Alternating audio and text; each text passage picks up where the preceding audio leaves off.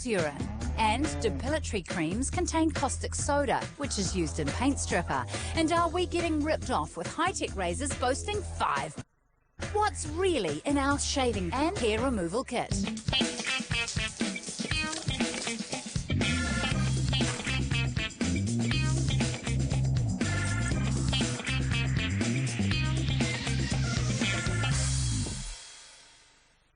Hair grows everywhere on our bodies except our lips, the palms of our hands and the soles of our feet. Over the rest of our bodies, hair is constantly sprouting. But in most cases, it's not that noticeable. That's because much of it is the fine, downy vellus hair, which we women have a lot of on our bodies. Generally, men have more of the stiff, bristly stuff, which is called terminal hair. But all of us have it as hair on our heads and under our arms and in other bits.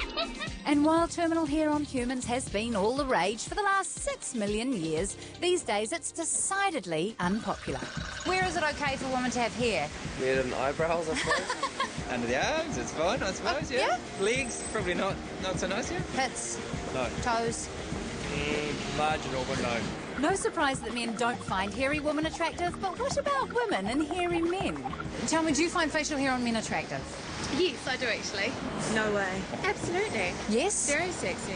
Not like a full-grown beard, and definitely not a moustache. Oh, no. Facial hair does tend to make men look older. Men today who tend not to have so much facial hair do tend to maintain a more kind of seemingly youthful appearance. But it's not just about facial hair. I don't really like the chest hair, like they're wearing a jumper or back. Where else on a body is it okay for a man to have hair, in your opinion? Not many other places, actually. Just the face. We have shifted to seeing the natural adult female body as a hairless body, and increasingly the natural adult male body as one that doesn't have much body hair. Dr. Virginia Brown believes there's been a significant shift in the way we view body hair. I think body hair is considered dirty, considered unattractive, considered unhygienic in our contemporary society. And it shows. Last year alone, New Zealanders spent roughly $45 million on razor blades and $10 million on shaving preparations. Those figures don't include electric razors, which are probably the simplest option for removing body hair. Some people will find an electric shave beneficial.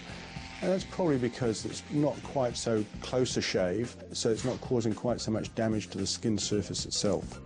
So for those of us who like the ultra smooth look, the wet shave is the most popular method. And the first step in the wet shave is to lather up.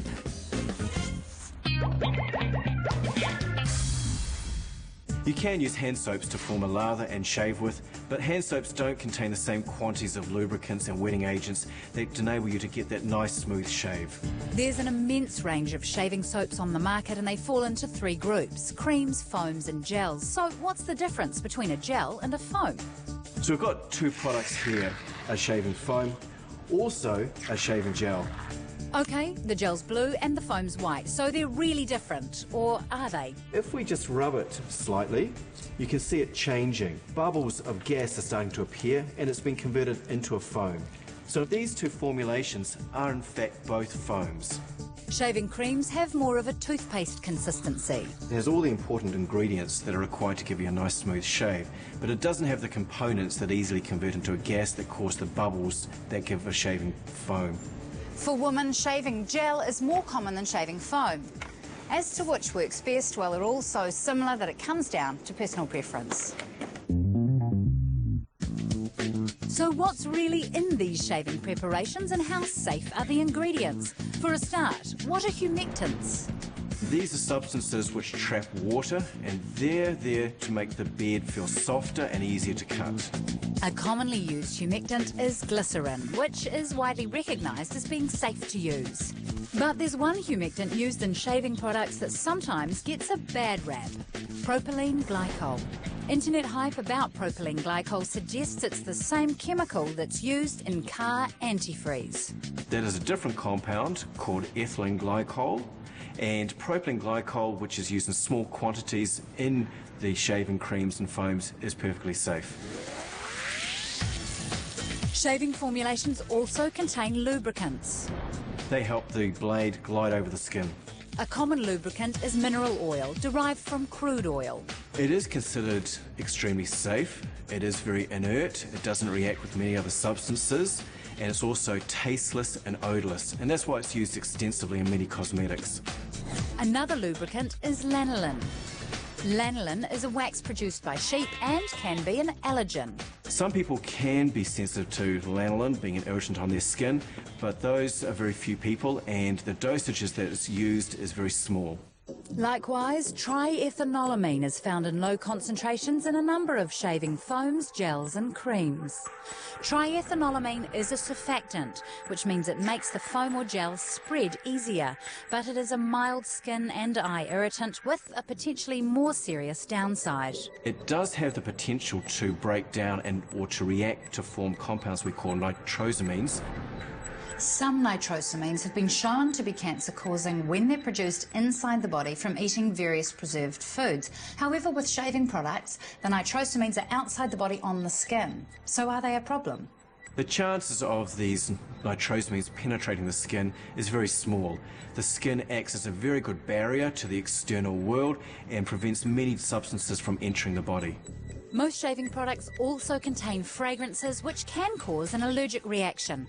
The European Union requires certain fragrances to be specified on the label.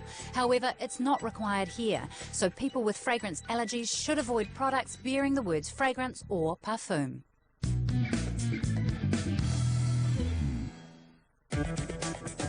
Hair actually grows at different rates all over our body. Hair on our chin grows fastest, followed by scalp hair, then underarm hair, with leg hair bringing up the rear, if you get my drift. So with all that hair constantly growing, we need some serious weaponry to keep it under control. Of the 1.7 billion men in the world who shave, 400 million do it with an electric shaver. But the 1.3 billion majority use a blade of some description. The disposable razor blade was invented in 1901. Before that, men shaved with one of these, a cut-throat razor. And now, ta-da, the super high-tech razor. But is one of these really any better than one of these, a cheap disposable?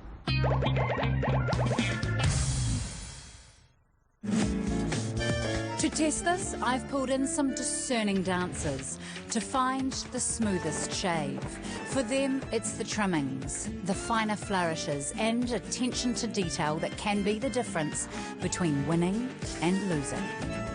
A bad shave could spell disaster on the dance floor. We have 8 unshaven male dancers. Each of them will trial 2 razors, using one on one side of the face and one on the other.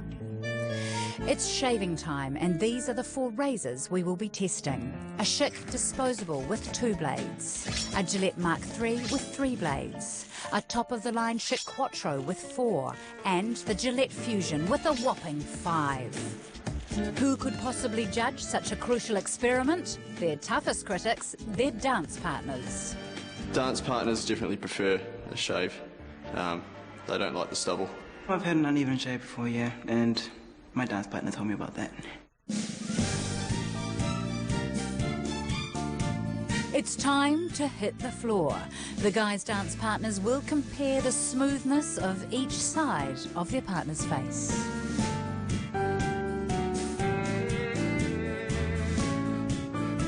Which razor will take out the smoothest shave, and how many blades will it be? We'll find out later in the program. After the break, should we be concerned about alcohol in aftershave? In fact, they probably can create a little bit of damage to the skin. And is colour important in razors? Pink is sharper than purple.